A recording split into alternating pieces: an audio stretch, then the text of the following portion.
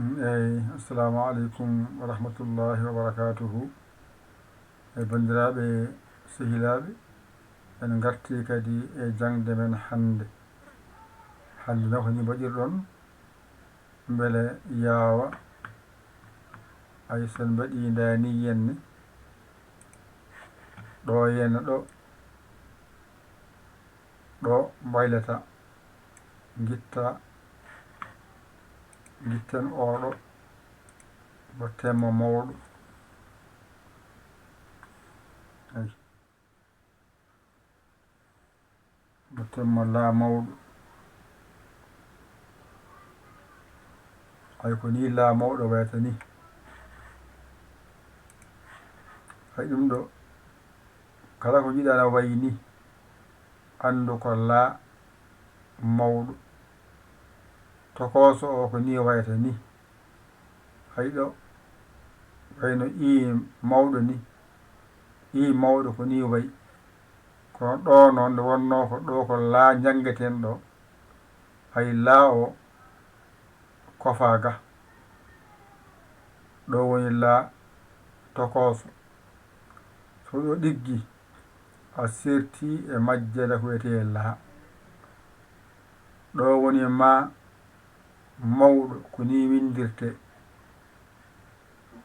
ma tokoso ko ni windirte so ɗiggi a serti e majjere ma ko faate na ko ni windirte mawɗo o mbaɗani ɗo woni na tokoso kasi ɗone ko na o woni ɗo pesigel wona dow ga wona ña tokoso o ne waɗa no na wayni pesa dow wona ña wadde ɗo e ɗo ene nandi ko serli ɗo e ɗo pesigel dow so wayi ni ko ña wiyete ña mawɗo ña tokoso so wayi dani yenne ko na mawɗo na tokoso so wayi ni ko na woni ɗo ha joni kono kofa less ga wonta ŋa hay ko na woni ɗo ha ɗo hanno ɓeyda less wona ŋa misal mum mbaɗa dani yenne ay sa waɗi ni ko na woni ɗo ay sa waɗi ni ko na woni ɗo ay sa waɗi ni ko na woni ɗo sa waɗi ni ko na woni ɗo ay sa waɗi ni ko na woni ɗo ha mbawa andude na o holno wontiri ma ko ɗo ɓeydata ñiire wonti ma ay ɗo woni na ɗo pesɗa dow ga woni ña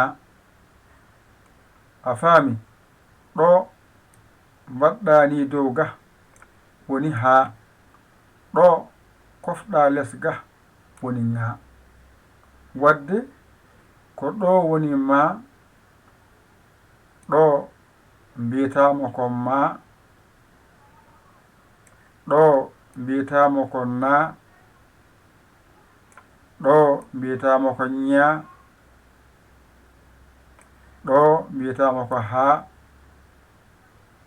ɗo mbiyatamo ko ŋa ayi ene nandi wadde teskuye ma wona hen mbasa jiiɓade e nder hen wadde a faami laa mawɗo laa tokoso laa mawɗo laa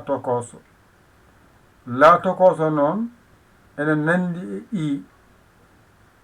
e mawɗo ko ni windirte kono ɗo ko laa jangata haqqille ma yalta e tongo e laa tokoso laa mawɗo ni windirte laa tokooso niiwindirte.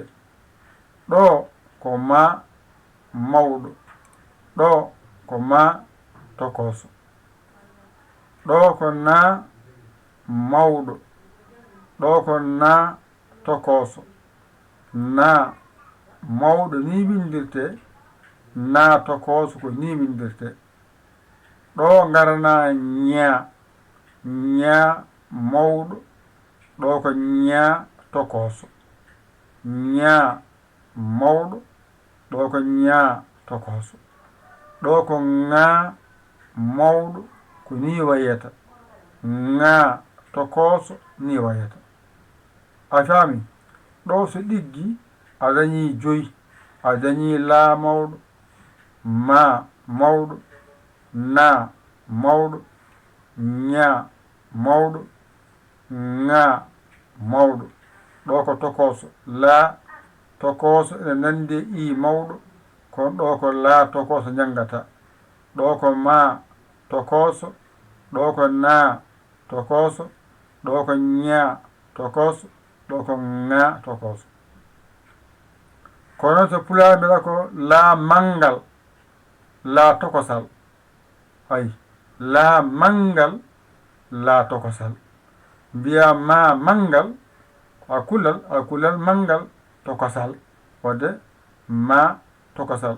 wadde mbiyaten laa mawɗo, laa tokooso, ma mawɗo, ma tokooso, ma na mawɗo, na tokooso, ñaa mawɗo, ñaa tokooso, ŋaa mawɗo, ŋaa tokooso. ɗo noon ko bindol. aan jiɗɗo, ay jang, jang, gitta oɗo, gusta oɗo goto o, gusta oɗo na ɓurti. eyi mbiya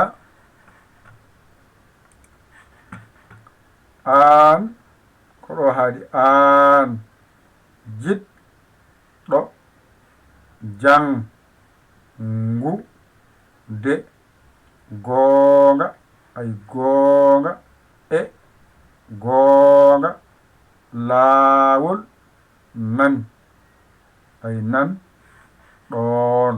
holtoon ɗo 00221 77 906 14 81. mbaɗa yaya li jiya WhatsApp o, ngara kaala indema, yettodema, ka jiɗɗo janngude.